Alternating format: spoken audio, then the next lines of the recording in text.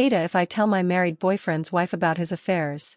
1. 29 female, started a new job a few months ago. Not long after starting I saw a cute guy, 27 male, and said something about it and it got back around to him, so he started to reach out, but I found out he was married with a baby on the way, so I tried to ignore him, but he kept trying. So I eventually gave in and thought I'd be friends with him. We grew close quickly and he told me he was separating from his wife and how it was a long time coming. She was going to have the baby and then go back to the state they're originally from.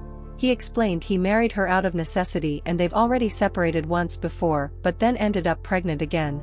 We started seeing each other and sleeping together, which I'm aware it's disgusting and I hate myself for it, believe me. He kept telling me he loved me and trying to get me pregnant so we could start a family. Well, as time went on he started showing even more red flags, if that's possible. He got more jealous and territorial. He started listening to my conversations at work just to find things to get mad at me for. Well, we broke up on Saturday. Good riddance, right? Well, today at work I hear that he's told his friends he was never going to leave his wife. He's been trying to end it with me for weeks. Nothing is going on between us, etc. Mind you, for the last several months we go to all of our breaks together and sit in each other's cars, as well as sitting in the parking lot after work for an hour just to see each other more, calling off work together, etc. On top of that, a new girl just started today at work and for her first day she was getting trained by my ex and they were flirting the whole time. So now I'm fully aware already the asshole for being the other woman, but would it be even worse if I told her everything? She's getting induced tomorrow to have their son.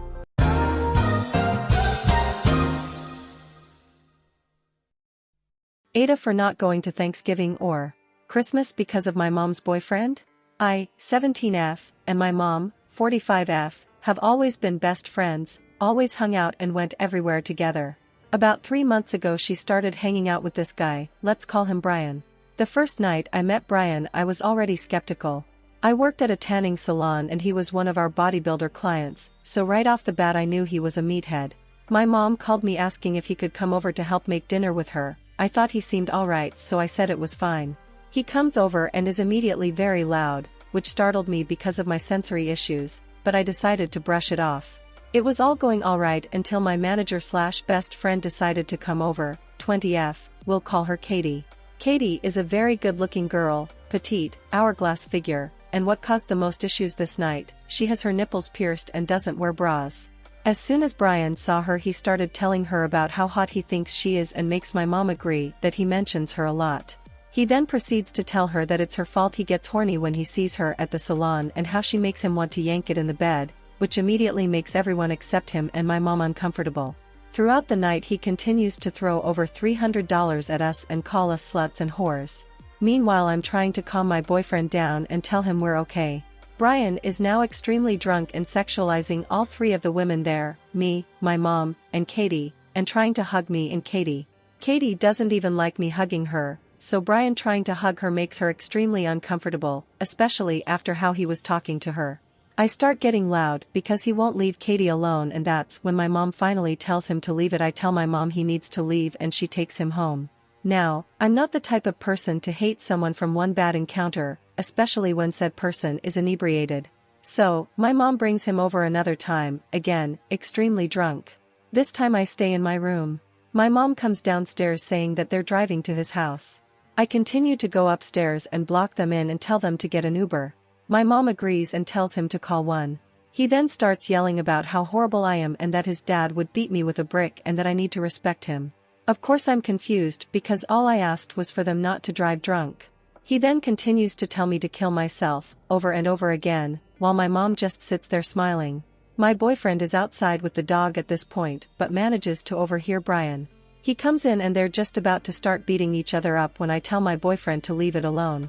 They eventually end up driving home and that was the end of it until my mom wants to bring him over again because he wants to be friends. Mind you, he hasn't even apologized to me yet and my mom is denying it ever happened. Obviously I say no and he doesn't come over. At this point my mom has been home for a total of a week, an hour here and there over the span of 3 months, and hardly even has the will to buy toilet paper without me begging her for it.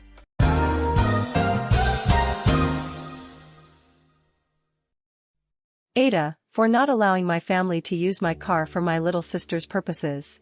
I 22F, has a sister, 20F, that has 2 kids, 3F, and 5 months. Now growing up my sister and I had a pretty close relationship, but that changed when she got pregnant with her first child. We argued and fought a good bit, but at the end of the day we remind each other that we are sisters. Now as for my family, I do a lot for them which to me feels like it goes unappreciated. I don't exactly stay on my own, rather in my mom's mobile home which is paid for. She has her own house, but I have been paying bills there. I also have my own car in which I bought 2 years ago after my first car went out. I also pay my bills on that as well by myself. So here's the issue, this year my sister and her boyfriend as well as her child has been staying with me this year. It's been rough having them stay there since neither one of them could have kept a job nor wanted to pay any bills. After my sister had her most recent baby in July, we ended up getting into a physical altercation at the beginning of September which made her and her boyfriend as well as her kids move out. Afterwards they ended up moving into a hotel because she didn't want to go stay with our mom since my family don't really care for her boyfriend. I'm not go get into that situation that much since it is a lot, but this is kind of a preview. Eventually, my sister and I made up mid-September in which she expressed her boyfriend, as well as her kids will be moving to Colorado that October. Now we stay far down south, so this was a shocking to me why they were going so far. I kind of didn't care and didn't press the issue as much because I honestly thought she was joking. Anyways, when October came, her boyfriend ended up leaving first, probably like mid-October, because he was able to get a job. He left his car and flew there and been there ever since. Now here is the real issue.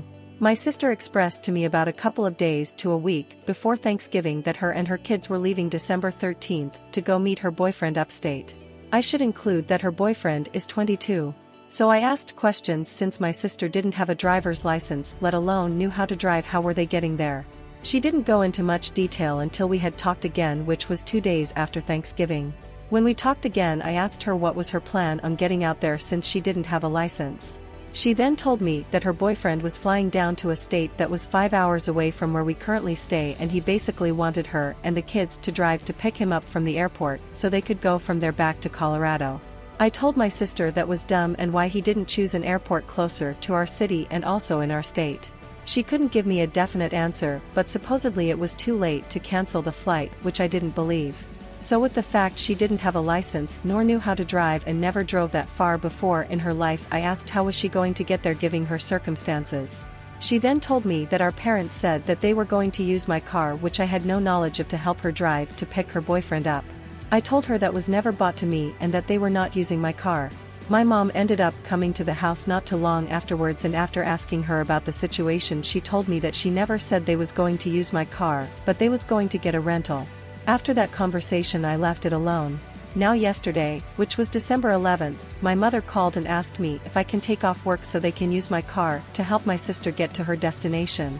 I told her that I'm not taking off of work and they are not using my car. She proceeded to get mad and say I can use her car, which has problems that she was been supposed to fix. Now for my job I use my car 80% of the time. I then said I'm not using her car and not to talk to me about it again. She called me sad and hung up. Now today, which is December 12th, she called me this morning asking for $200 to help my sister drive there, and they were going to take a bus back, which would have led them not getting back home till 1 in the morning the next day. I told my mom that is dumb since she has 2 toddlers of her own still at home as well as 3 other kids under the age of 18, and explained that her boyfriend should have caught a closer flight, so therefore I'm not funding or helping anything for that situation. My father then called me and asked to use my car, which caused me to snap on them because I said what I said, which was no. He proceeded to call me sad and heartless, into which I hung up. Now my family has an issue with me, Aita.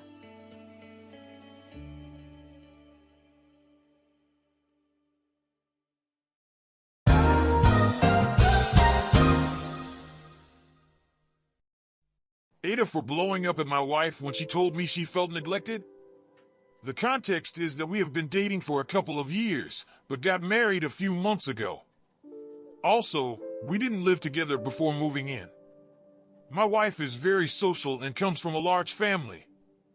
They were always doing stuff, and even when there weren't whole family plans, there was always someone who needed to be picked up, dropped off, some returns to be done, some things to be grabbed from the store for the house or for dinner, etc. One come from a much quieter background. I have a sibling, but my parents had no social lives or community growing up. We did go out and do things, but the cadence was naturally less fast-paced given that there were fewer of us. It wasn't that unusual for there to be a few days a week where there were no plans. One knew my wife was a busy, active person during our dating life because whenever I would drive in a couple of times a week to visit her at her family's house, I became swept up and involved in a lot of the stuff that needed to be done. To be honest, it was a nice change of pace from my relatively quiet life. However, now that we're married and she lives with me, I'm beginning to find this aspect of life very tense and difficult. We discussed our personality differences before marriage. We know that she's the more activity-oriented, out-of-the-home person. I too have a social life, and it's not that weird for me to be out of the house seeing friends or doing something at least twice a week of my own volition. But in general, I like a lot more quiet, open time at home than she does. This has led to a recurring issue since getting married where it feels to me that I have now become the lightning rod for all the activities she wants to do that were previously spread out across a much larger assortment of people when she used to live at home. We generally communicate well and openly. She has been good in particular about scheduling check-ins which, while I sometimes prefer a more organic style of communication, I have come to see the value of. One thing I communicate routinely at these check-ins is that I would like our pace of life to slow down a bit so that I can feel more rested and recharged. She generally agrees and is not combative or dismissive during these check-ins. The problem has been in practical follow-through. Things came to a head this morning after a fairly crazy weekend. On Friday, I took a train to a nearby city for an important work-related meeting, followed up by a solo lunch with one of her in-laws. When I got home that night, we went to a Christmas dinner party at one of her friends. On Saturday, we went to an all-day event across the city, followed up by hosting another couple at our place that evening for dinner shortly after we got home. This ended at 1:30 a.m. On Sunday early, we had breakfast with another couple before all going to church together. After church, we had lunch with another mutual friend.